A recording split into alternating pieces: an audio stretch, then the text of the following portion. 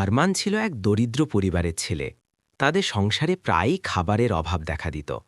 প্রতিদিন ছিল অনিশ্চয়তার লড়াই। একদিন আরমান বাড়ির পাশের খালি জমিটার দিকে তাকিয়ে ভাবল, এই জায়গাটা কি শুধু খালি পড়ে থাকবে, নাকি এখানেই শুরু হবে নতুন কিছু। সে সামান্য কিছু বীজ জোগাড় করে জমিতে লাগাল। গ্রামের অনেকেই তাকে দেখে হাসল, কিন্তু আরমান থামেনি।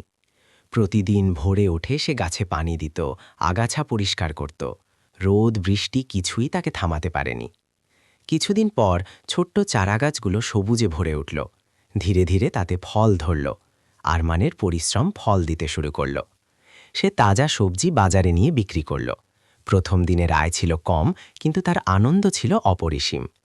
এভাবেই ধৈর্য আর পরিশ্রমের মাধ্যমে সে আরও জমি নিল।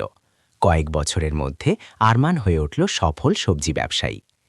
এই গল্প আমাদের শেখায়, ধৈর্য আর নিয়মিত যত্ন থাকলে ছোট্ট একটি বীজও একদিন বড় সাফল্যে পরিণত হয়। হ্যালো বন্ধুরা, ভিডিওটি ভালো লাগলে ভিডিওটিতে একটি লাইক করে চ্যানেলটিকে সাবস্ক্রাইব করুন।